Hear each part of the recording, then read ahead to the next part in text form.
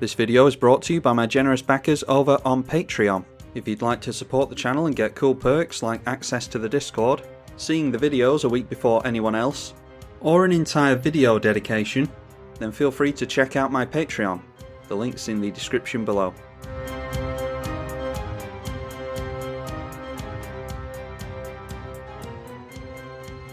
This video is dedicated to Outlaw.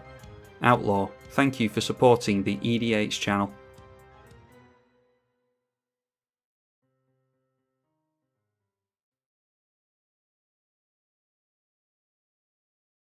Riel the Everwise versus Inala Archmage Ritualist, Teshar Ancestors Apostle, and Rhys the Redeemed. With terrible lands to start off with. If we had blue there, that would be half decent. As much as I want to risk that, I really can't. We can't guarantee a blue land off the top. That is a much worse hand, but we've actually got the colours we need, so we'll just have to be on a go slow, which is just as well with this deck because Riel is going to eat removal, I think. Alright, we'll be getting to more mana at least, so even if we do miss on a land, we can still do that, I suppose. Although I really do want to hit every single land drop in this deck. Alright, just Rhys the Redeemed coming down for Home Doggy, a patron of the channel. Big thank you to Home for supporting the EDH channel. And the other two are randoms. There was no one else available to play. So let's go for the Felwar Stone. We have to. Seeing as how we're not going to get into our lands. And I don't see much point in holding up this spell. Oh, and that's about as good as a curve as it gets. Rhys the Redeemed into Priest of Titania. And Rhys going in at the Inala player. A Messiah coming down for Teshar. Teshar's the type of deck that has a million combos in it. Combos that, yeah, I don't necessarily know all of them, but there's certain pieces that you get to know, like Ashnod's Altar and things like that. Anything that recurs artifacts from the graveyard. So that's something for us to be wary of. Inala getting into Grixis mana. And just deciding to pass the turn. Still no mana for us. I would like to... Yeah, I do think our commander's just going to eat removal. What I would like to do is get down our commander with this spell held up. And then we've at least got a chance to get some Lightning Greaves onto her. Doubling Season from Rhys, making great use of that ramp from the Priest of Titania. And now Rhys is coming in at us, knocking us down to 38. Then Teshar tapping out and passing, surprisingly enough. They've got 4 cards in hand, but obviously they don't have anything to do. And then Shadow Mage Infiltrator. And they are not able. I think it's 2 for this, isn't it? Oh no, they only have to pay 1, so they do get a copy of the Shadow Mage. As Fear and Haste, a 1/3. When it does combat damage to a player, draw a card. They're coming in at us. Now the question is, do we want to wheel off of a Mystical Tutor, or do we want to risk trying to get into another land and taking another turn off? You know, with everyone tapped out, I think I'll risk it. Alright, Chandra's Ignition. We're getting into all the endgame pieces, really. Yeah, Psychosis Crawler, Niv Mizzet Parun, Chandra's Ignition. This is all the stuff that we want to do later on. Anyway, we'll go for our commander. Everyone's tapped out, so I feel pretty safe doing that. And then we'll put a stop on the upkeep just in case we want to Mystical Tutor, although I doubt we will because we'll need a land to go for the wheel afterwards, not having the best of luck with mana. Rhys tapping down and making a couple of Elf Warriors, which means that the Priest of Titania will tap for 4 green. Oh, and a Null Mage coming down now, which means they could really mess us up getting rid of the Felwar Stone. I'd obviously rather keep the Lightning Greaves as well. So at the moment, it's fingers crossed for another source of mana so that we can go Fateful Showdown onto this thing. Oh, Grinding Station. I actually made a combo deck with this using the Companion, the black and white cat companion. But for some reason, on Magic Online, you can't use companions as your commander because it automatically assumes that you're using them as companions as opposed to generals. So, don't think. Lurrus, I think it's called, isn't it? Yeah, I don't think I'll be able to run that deck anytime soon because if I know Magic Online, it won't get fixed until about 5 years down the line. Anyway, sacrificing the Messiah to the grinding station. And they're targeting Reese with the mill. That is just straight up mill 3. They get rid of Immaculate Magistrate and an Hour of Reckoning. Temple of the False God coming down for Inala. Doesn't deserve all the hate that it gets. This is one of those cards that's just fashionable to hate on. And then an Erratic Portal with new promo art. I haven't seen that one before. And then in response to that, Grinding Station being activated on the token. And they point that at themselves, so getting rid of a Swiftfoot Boots and a couple of lands. And the Erratic Portal being pointed at the Null Mage, forcing home to tap out. They can pay 1 to keep it from being bounced.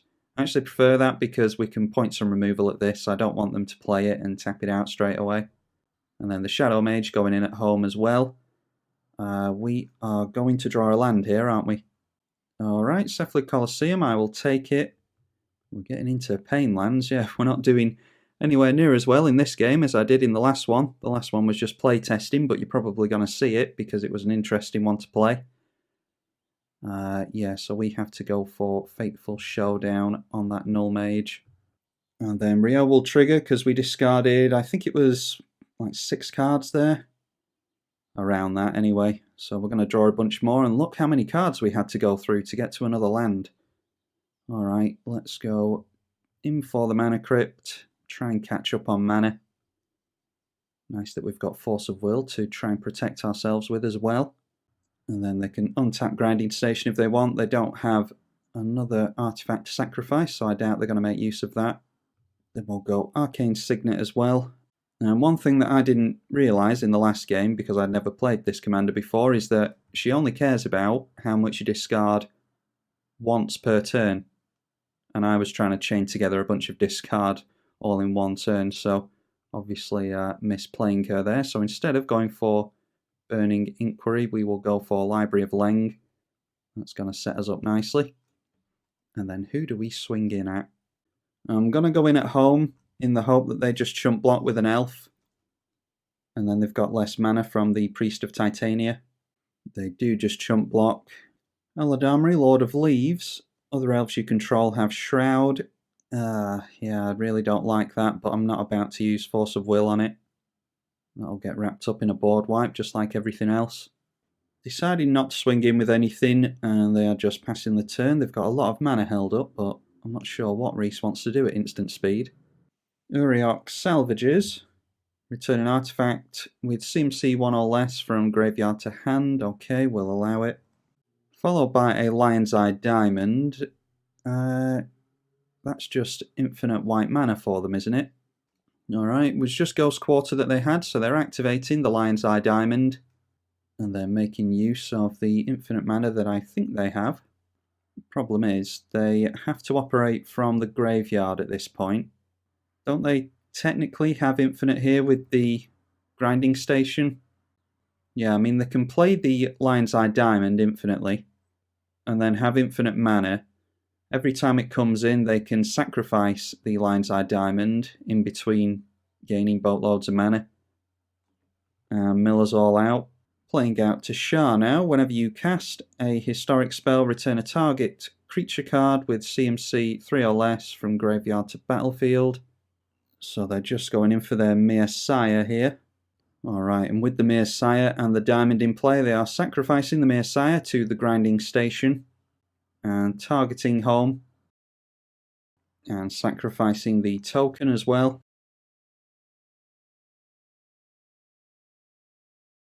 Alright, so like I said, our opponent's got infinite here. It's going to take them an absolute age to... I mean, I've just been chatting to everyone in the client chat there, and they've hardly done anything. This really isn't the type of deck that you want to be playing on Magic Online. I suppose you can show your opponents the infinite and then concede and call it a win for yourself. It's not like the client keeps track of all your stats or anything. But yeah, really something that you want to play in paper just so that you can... But to be honest, even if you were doing this in paper, I would probably still say let's all play for second place and declare the Tashar the winner. but obviously they wouldn't get to play in that game. So there we go, we managed to eject that player. They are absolutely the winner. They won that one fair and square, but we just don't want to start a game all over again. So now we can play a game for second place. Rakdos Charm is exile all cards from a target player's graveyard, so that gets rid of a bunch of stuff from us and it knocks our commander down to 0 power. Then our Chaomancer coming down as well to grab the Rakdos Charm back. I mean, we have to counter that, don't we?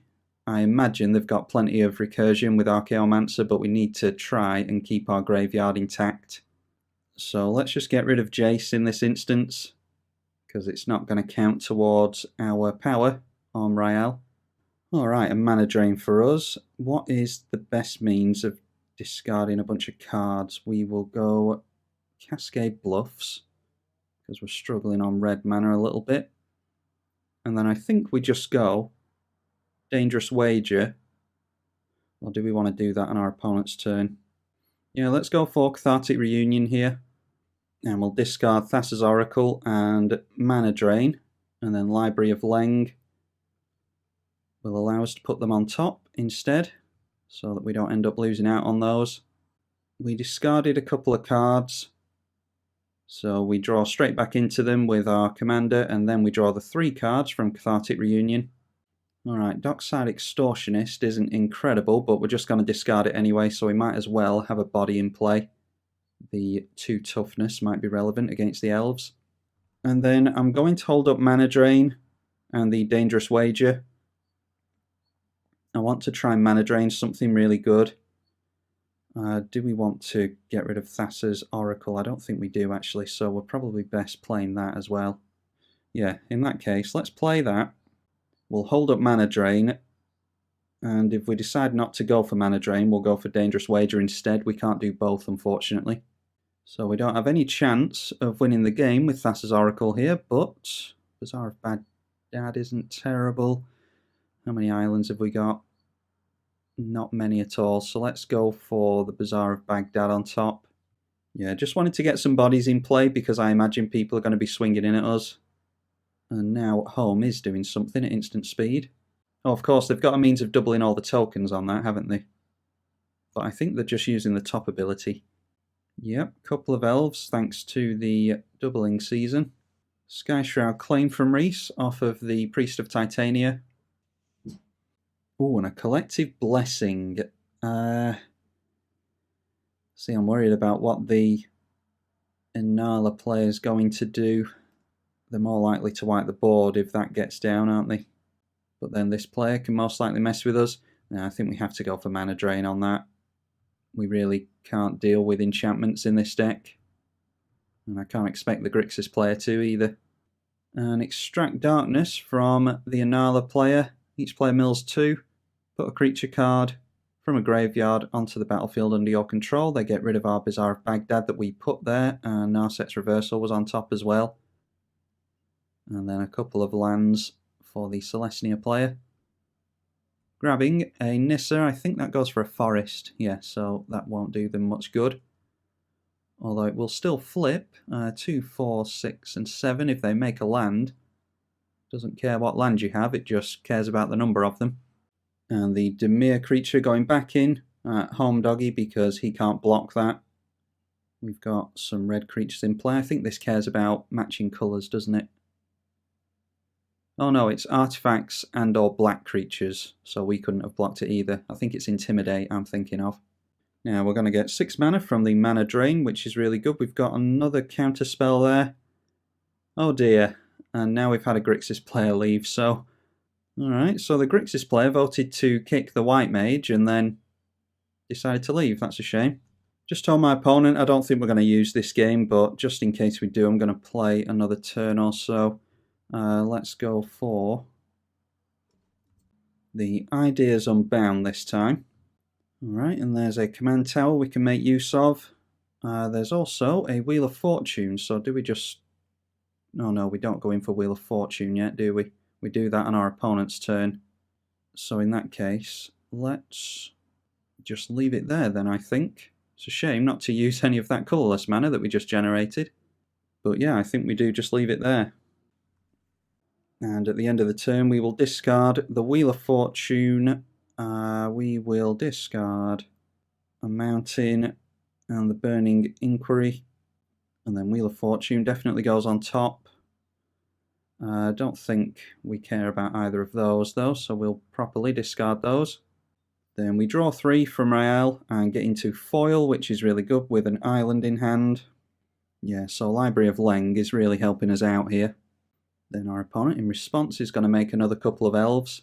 Well-Wisher gaining a bunch of life is fine. And yeah, it just looks like our opponent is setting up to go wide. Luckily they don't have that Gavony Township anymore. And obviously we dealt with the Collective Blessing as well, otherwise we would be in a much worse off position. Here we just go for the Dangerous Wager. This will have us discard our entire hand and draw 2, so we will go for a discard there and there. I think we want to keep Swan Song. We can get rid of that and the foil, and then these we want to keep, so we'll put those on top in any order, doesn't really matter. And then we'll draw a bunch of cards with our commander, and there we go. Getting into Firestorm is pretty good. We need more cards in hand to take out our opponent with it. Could help us on the damage front though, or we could just get rid of Eladamri with it. We've got unblockable now anyway on Artful Dodge, which isn't nothing. Alright, we get into an island. Let's see here. I think we want more coloured mana, so let's go Izzet Signet. Definitely playing the Lion's Eye Diamond as well. We'll play ourselves a Reliquary Tower. Then it's Chrome Mox as well. And I think we just get rid of Firestorm here. And then Ominous Seas, because we're about to draw a bunch of cards. We'll put the Lightning Greaves onto anything else, just so that we can go Artful Dodge. And that has flashback, so we can play it from the graveyard. So if we can get one more power onto our commander, which we're about to, we should be able to take them out next turn. Oh, of course, that puts the 1 power back on, doesn't it? Because it goes into the graveyard, so should be able to get it next turn, I would hope. Then we go Wheel of Fortune. And this will put a bunch of cards in our opponent's hand is the only problem. Gonna do something in response. Probably just doubling up all the tokens here, I would think. Alright, Unbreakable Formation makes all of their stuff indestructible. I don't think that really matters here, but they might as well cast it, because they don't know if we're going to go for Blasphemous Act or something. Then Library of Leng being invaluable again, we get to keep our Swan Song. We will bin the island, because I assume we're going to draw into another one. And then we get a bunch of counters on the Ominous Seas. I think it's 8 we need for this. Yeah, it's 8 for an 8/8 Kraken. And would you look at that, we do get into a Blasphemous Act, so if we were desperate to wipe our opponent's board, then that Indestructible is absolutely relevant here. Although we could have countered it with Swan Song. Then I think we discarded 2 cards there, so we'll draw some more. Now then, we've got another means of discard on our opponent's turn there. Let's go for Baral, just for the sake of having another body in play.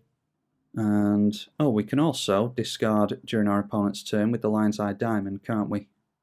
And that can help us with Forbid. Although we'll discard the cards before we can get the mana for Forbid, so yeah, actually that won't work. Anyway, let's go in at our opponent, hit them for 12, and don't forget they can't block. So we just have to hope that our opponent doesn't get into some kind of overrun ability. They could tap down Priest of Titania here and double up all the tokens. They can gain a bunch of life with Well-Wisher, but it's commander damage that we're looking for. So they do go for the doubling up of the tokens and get 10 thanks to Doubling Season. Then Yevon, Nature's Herald, comes down with Flash, so it looks like the plan is for them to go wide, as is pretty typical in an elf deck. A Skull Clamp is fine. I don't mind them drawing a bunch of cards as long as we can counter the overrun effect. A Cathar's Crusade is going to put a bunch of plus counters on stuff, which we can't allow. So we have to go for the buyback on that. Let's go for double blue. We will discard a couple of lands, I think. Now we draw into the Locust God and Narset. Do we want to... Yeah, we won't draw a bunch of cards now that we've discarded with Lion's Eye Diamond, so we just have to hope that our opponent doesn't have another means of buffing everything. Although I suppose we could have floated the blue and forced our opponent to pass through the attack step. We will loot with Baral and just ditch the Forgotten Cave. Anointed Procession, yeah, that's fine. I think we're going to manage to win next turn. They don't have any haste in play currently, although they could have Concordant Crossroads. Making a bunch of Elf Warriors. And for each creature that would enter this turn, they would have had a plus counter on all of their creatures with Kthar's Crusade, which is why I counted it. They absolutely would have had us there. And look at that. What was that? 10, 20, 30, 40, 50, 60? So that would have been 60-ish +1/+1 counters on everything. Just fingers crossed that they don't have Concordant Crossroads at this point. They may draw into it with the Clamp. Going for a Nature's Law fills me with hope. Another Clamp from our opponent. They'll go up to 4 cards in hand. Green Sun Zenith now, where X is 4, so luckily that's not a Krayt Behemoth. What can they do with 4 though? They still might have a means of buffing all their stuff. I mean, if they get a Lord into play, they might still be able to get us. They have gotten themselves into a Wiltleaf Liege, and oh, these are both green and white. Alright, so our opponent should absolutely have us here. Yeah, definitely should have floated the blue mana whilst the Forbid was on the stack. We wouldn't have drawn cards, but we would have been able to cast Forbid on the Green Sun Zenith. And I think that would have seen us through to a victory. Let's, before blocks, remove some counters from this. Doubt it's going to matter. And, oh yeah, knocking us down to -6. So, had we have won a couple more mana crypt flips or didn't get into the pain lands in the early game, had we have actually gotten into some mana in the early game, we might have done better in this one. Yeah, really good plays by Home Doggy there. Like I said, I think if we'd held up the mana for Forbid like I should have done, then we would have been in a much better position there. But that assumes that Home didn't have another Lord or Tutor in hand or something like that. So that's just me not really knowing how to play intricate counter spell control spell slinger decks like this. There's really intricate little things that you can do like that. But this one was a little bit of a weird one anyway. We had the Tashar player win on turn 5, and then the Grixis player scooped it up. So yeah, pretty much just a little exhibition match to show a little bit of what you can do with Raelle. Yeah, I'm pretty happy with her. I just need to learn the intricacies of playing with her. Anyway, hopefully you all enjoyed this one. Good game to Home Doggy. Good win from him. And I will see you all in the next one, I hope. I'm Tribal Kai on the EDH channel. Thank you for watching.